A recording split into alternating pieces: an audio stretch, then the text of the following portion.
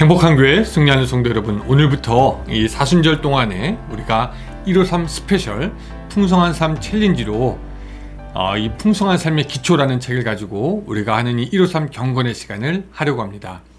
이 시간들을 통해서 여러분들의 삶이 풍성하게 바뀌어지기를 바랍니다. 오늘은 시즌2 13번째 시간이고요. 하나님께서 우리에게 선물로 주신 하루 3월 7일 월요일 순서입니다. 오늘부터 이 사순절 동안 여러분들과 같이 풍성한 삶 챌린지를 할 수 있게 돼서 아주 기쁩니다.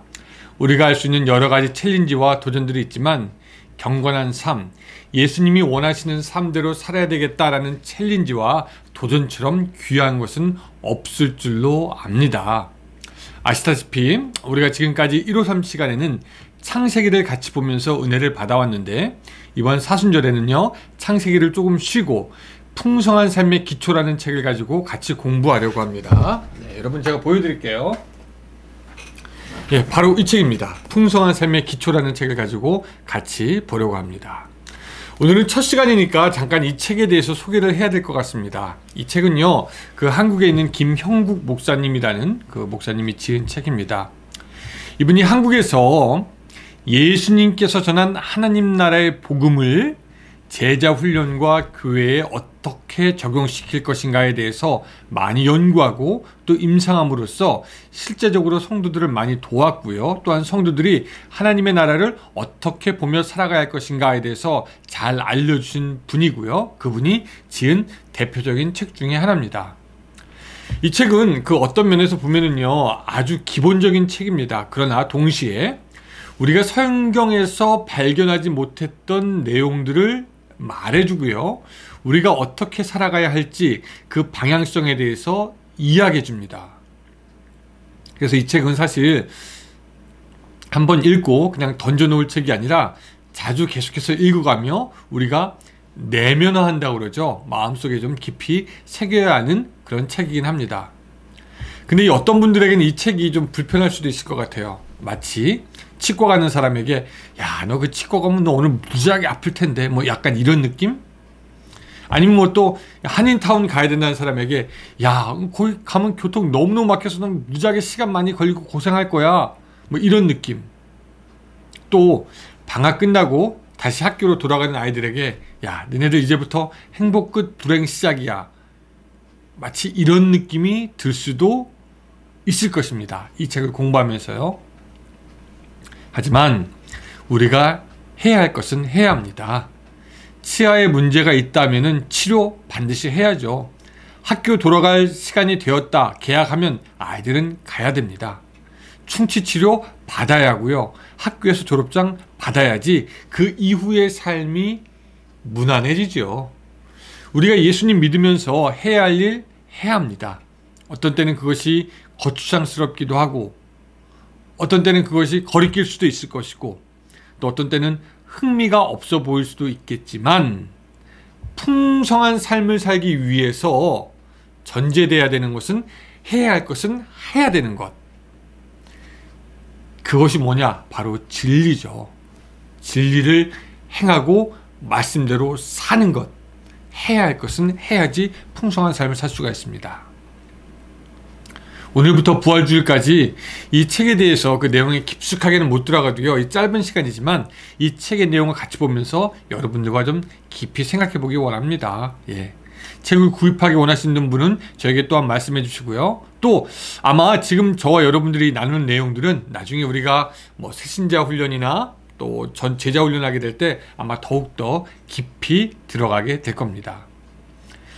또 이 책이 기독교를 처음 접하는 분들에게는 조금 어려울 수도 있겠지만, 또 반면에 오랜 시간 예수님을 믿었다고 자부해 왔지만 그럼에도 불구하고 어떤 변화를 찾기 어려웠던 분들에게는 오히려 도움이 될 것이라고 생각합니다.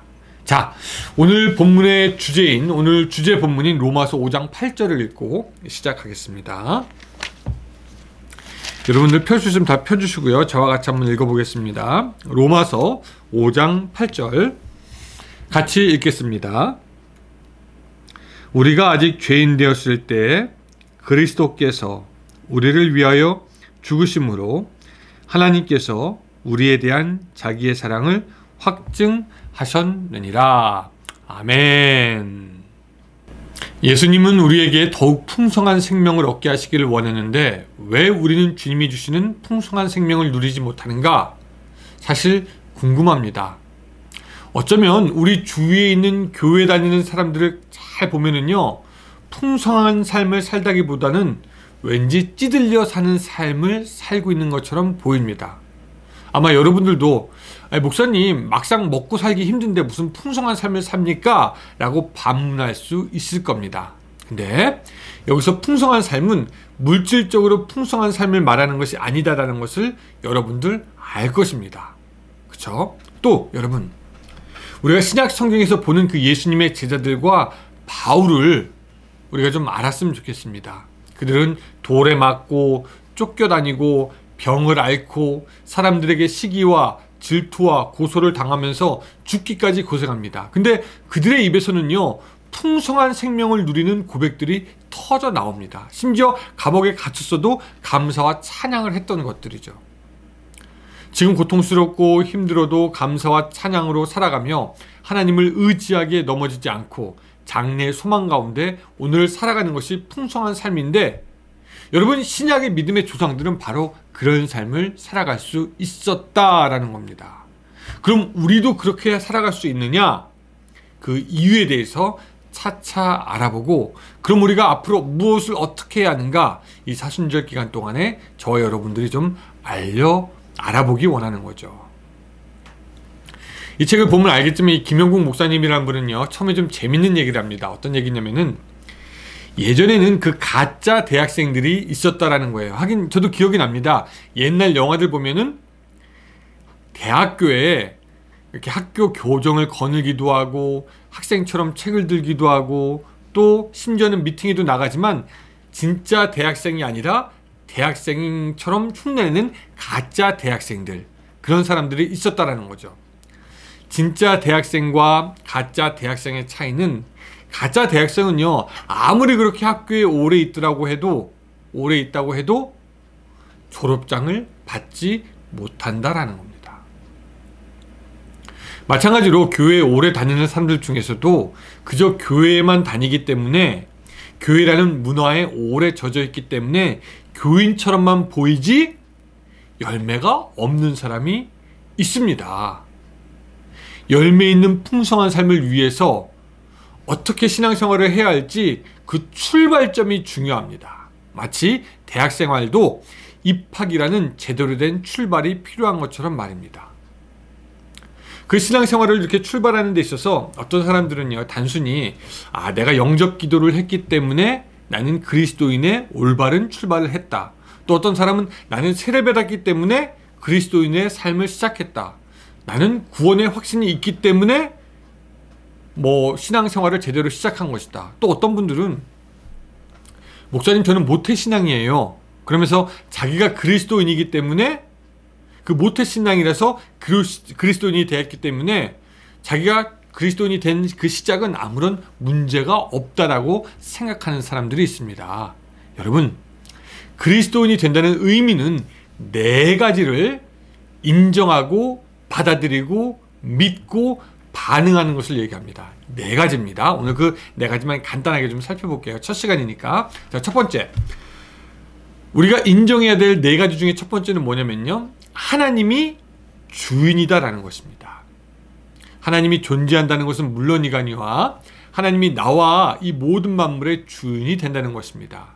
우리는 우리의 주인이 아니고, 우리들의 삶의 주인이 아니고, 우리는 주인을 위해서 살아야 하는 존재, 하나님이 우리의 주인이다. 이것이 우리가 받아들여야 할 첫 번째 전제 조건이고, 두 번째, 우리 인간은요, 하나님이 주인이라는 것을 거부하고 자기 스스로 주인 행세를 했다는 것입니다. 그리고 오늘 우리도 그렇게 사실은 우리 인생의 주인 행세를 하면서 살고 있습니다. 근데 성경은 바로 그게 죄라고 합니다.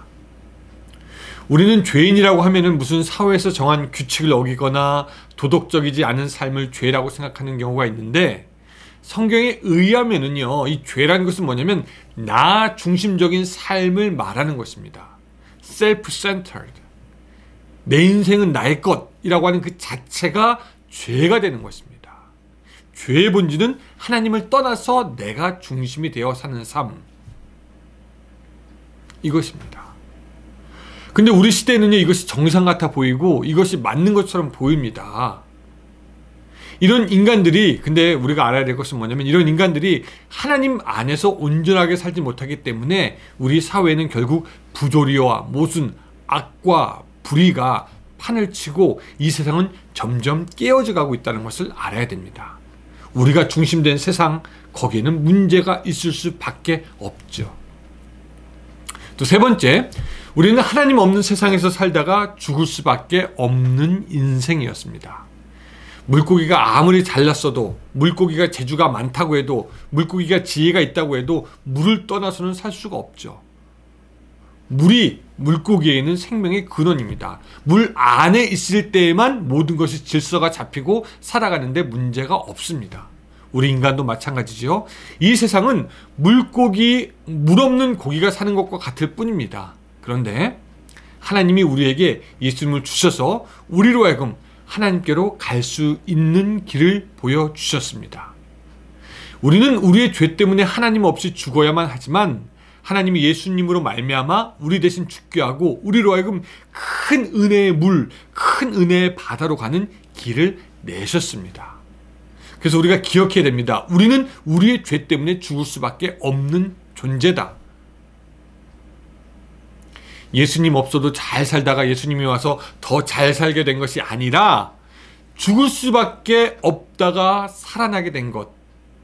여러분, 이것이 바로 구원이고요. 우리에게 주신 하나님의 복이고, 이것을 확신할 때 우리는 우리의 구원에 대해서 감격할 수밖에 없습니다.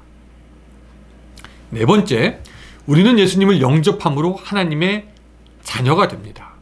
여러분, 여기서 영접한다는 것은 하나님 그냥 나를 살려주셔서 감사합니다라고 하는 그냥 그런 고백만 의미하는 것이 아닙니다. 이런 거예요. 자, 전쟁이 터졌습니다. 전쟁 고아가 들로 산으로 다니다가 그만 적군의 병사에게 걸려서 죽을 뻔했는데 길을 가던 군인이 구해줬습니다. 그 고아는 생각해 보니까 먹을 것도 없고 또 지금 풀려난다고 한들 돌아다니다가 다시 붙잡혀서 죽을 게 뻔하니까 차라리 나를 구해준 군인에게 따라갈 수 있게 해달라고 하자. 그러면서 부탁합니다. 나를 제발 좀 데리고 가주세요. 제발 좀 데리고 가주세요. 뭐든지 시키는 거는 다 하겠습니다. 바로 이런 전쟁 고아의 마음이 사실은 주님을 영접한 사람의 마음가짐과 비슷합니다. 나는 죽을 수밖에 없고 돌아다니다가 죽을 수밖에 없다는 것을 깨닫고 하나님이 주인인 것을 확신하고 죄의 문제를 예수님으로 말미암아 해결하며 하나님의 뜻만 따라가겠다. 여기 아니면 죽을 수밖에 없다. 이것만 의지하겠다. 하나님 나를 도와주세요. 하면서 따라가는 것이 성경적 의미에서의 영접이 되는 것입니다. 여러분들은 그리스도인이 된다는 것이 어떤 거라고 생각하셨습니까? 이 네 가지를 이해하고 받아들이고 믿고 고백해야 됩니다. 첫 번째, 나의 주인은 하나님이시다. 두 번째, 그 하나님을 떠나 내가 내 인생의 주인이 되었던 그것이 오늘 나로 죄인을 만들었다. 세 번째, 나는 생명의 근원이며 주인 되신 예수님을 떠났기에 사실은 죽을 인생이었다. 네 번째, 하나님께서 나를 사랑하셔서 예수님을 주셨고 이제는 그 예수님을 따라감으로 하나님의 자녀가 될 것이다. 이것이 바로 우리가 오늘 처음 풍성한 삶을 시작하는데 기초가 되는 것입니다. 자, 요것만 확실하게 머리에 넣고요. 앞으로 우리에게 부어주실 은혜를 위해서 더욱 기도하며 이 사순절을 채워가는 여러분들이 되기를 바라며 기도하겠습니다. 하나님, 123 스페셜 시간, 우리가 풍성한 삶 챌린지를 오늘부터 시작합니다. 하나님, 우리에게 부어주셔서 우리들의 삶이 예수 그리스도로 인해서 풍성해질 수 있도록 주여 도와주시고 혹 환난과 고난이 있다고 하나 하나님을 기뻐하고 감사하는 마음, 찬양하는 마음으로 이 세상을 이기는 우리들의 삶이 될 수 있도록 주여 도와주시옵소서. 이 기간 동안, 이 사순절 스페셜 153 기간 동안 끊어야 할 것은 끊어지게 하시고 잡을 것은 잡게 하시고 우리가 더욱더 거룩한 모습으로, 경건한 모습으로 풍성해질 수 있도록 도와주시옵소서. 예수님의 이름으로 기도드리옵나이다. 아멘. 네, 오늘부터 여러분 풍성한 삶 사시기를 주님의 이름으로 축복하면서 저는 내일 또 뵙도록 하겠습니다.